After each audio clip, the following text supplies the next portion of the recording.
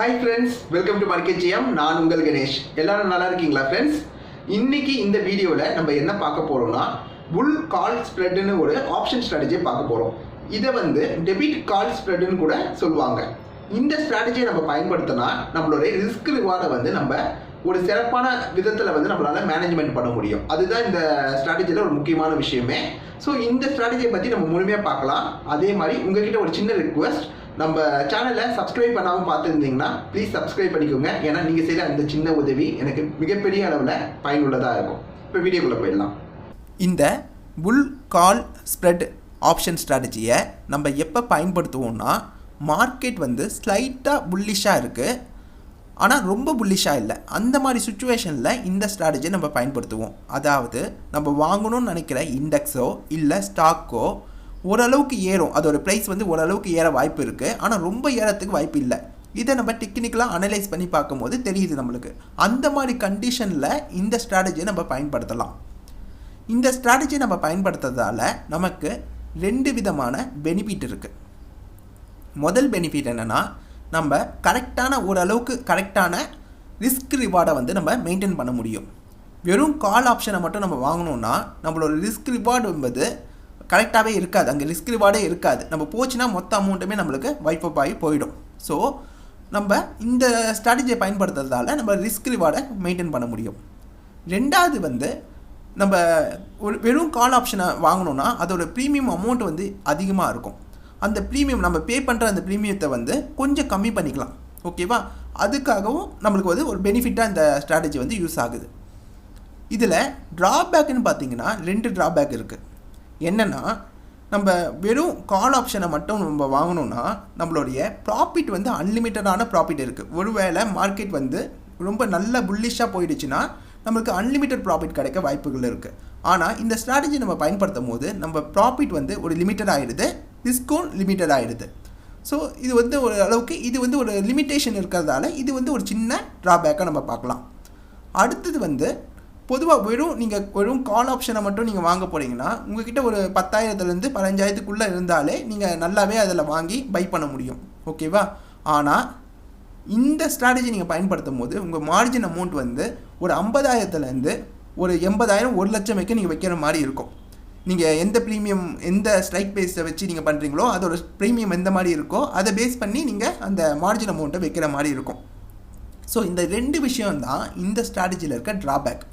இப்போ இந்த ஸ்ட்ராட்டஜியை உங்களுக்கு ஒரு எக்ஸாம்பிளோட நான் உங்களுக்கு காட்டுறேன். இப்போ நான் சென்சிபிளில் இருக்கேன்.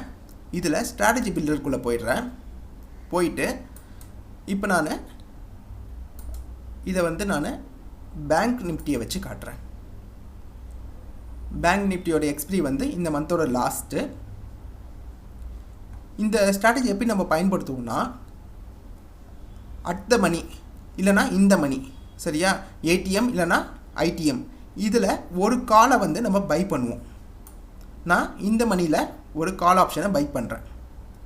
இதை பை பண்ணோன்னா எனக்கு தேவைப்படுற அமௌண்ட் 25,000, ஆல்மோஸ்ட் 25,000 எனக்கு தேவைப்படும். போச்சுன்னா இந்த 25,000 என் கையை விட்டு போயிடும். ஸோ ரிஸ்க் ரிவார்டு என்பது இங்கே இருக்கவே இருக்காது, அந்த ரேஷியோவே இங்கே வராது. இப்போ அடுத்ததாக நம்ம என்ன பண்ணணும்னா, இதுக்கு கீழே இருக்க ஒரு ஸ்ட்ரைக் ப்ரைஸை செல் பண்ணி விடணும். முடிஞ்ச வரைக்கும் அது ஒரு ஓடிஎம்மாக இருந்தால் நல்லது. ஓகேவா? முடிஞ்ச வரைக்கும் ஓடிஎம்மாக இருந்துச்சுன்னா நல்லது, இல்லைனாலும் ஒரு ஏடிஎம்மாக இருந்தாலும் ஓகே. இப்போ நம்ம ஐடிஎம்மில் ஒரு கால் ஆப்ஷனை நம்ம பை பண்ணும்போது அடுத்தது அதுக்கு கீழே இருக்க ஒரு ஹையர் ஸ்ட்ரைக் ப்ரைஸை நம்ம செல் பண்ணி விடுவோம். இப்போ இதை நம்ம செல் பண்ணோன்னா நம்ம ரிஸ்க்கு பார்த்திங்களா, ரிஸ்க்கு 2,000 ஆகிடுச்சு, நம்ம ரிவார்டு 1,500 இருக்குது. ஸோ இது ஒரு கரெக்டான ரிஸ்க் ரிவார்டு கிடையாது, எனக்கு தெரியுது. இந்த ப்ரீமியம் அமௌண்ட் மாறிட்டே இருக்கும். ஸோ அதை பேஸ் பண்ணி இந்த ரிஸ்க் ரிவார்டு மாறிட்டே இருக்கும். பட் இந்த ரிஸ்க் ரிவார்டு ஓகே. முதல்ல நம்ம போட்ட அமௌண்ட் மொத்தமாகவே போகிறதுக்கு வாய்ப்புகள் இருந்துச்சு. இப்போ நீங்கள் ஒரு 1 லட்ச ரூபாய் வச்சுருக்கீங்க, உங்கள் மொத்த கேபிட்டல் 1 லட்ச ரூபான்னு வச்சுக்கோங்க.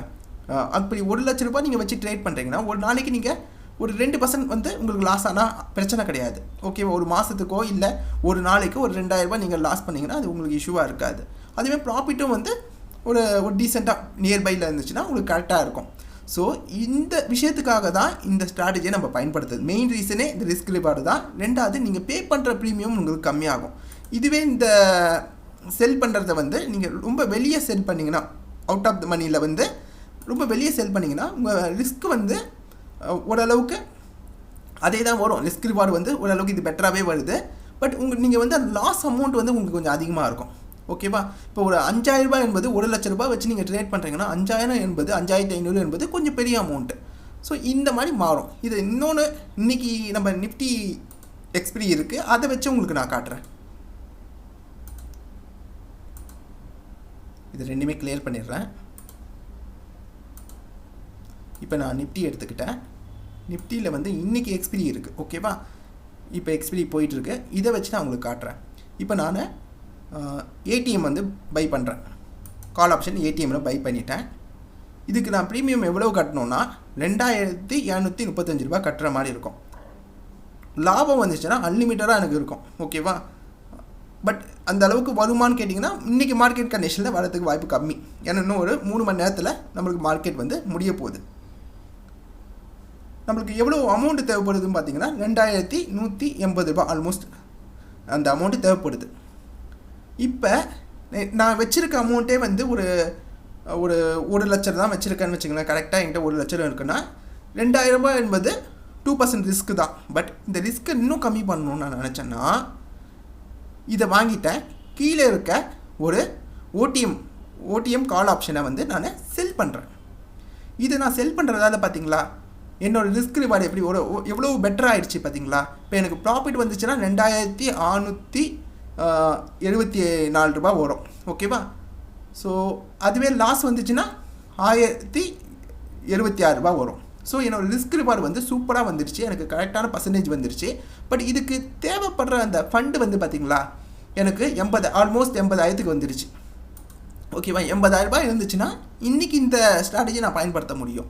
பயன்படுத்தும் போது எனக்கு ரிஸ்க் ரிவார்டு கரெக்டாக இருக்கும். ஓகேவா? ரிஸ்க் ரிவார்டு வந்து எனக்கு ஒரு நல்ல இதில் இருக்கும், பெனிஃபிட்டில் இருக்கும். ஓரளவுக்கு மார்க்கெட் வந்து நான் நினைக்கிற மாதிரி முடிஞ்சிச்சுன்னா என்னுடைய பே ஆஃப் டேபிளில் போய் நான் பார்க்கும்போது ஓரளவுக்கு நான் நினைக்கிற மாதிரி ஒரு ஸ்லைட்டாக ஒரு புல்லிஷில் முடிஞ்சிச்சுன்னா எனக்கு வந்து நல்லாவே ப்ராஃபிட் கிடைக்கும்.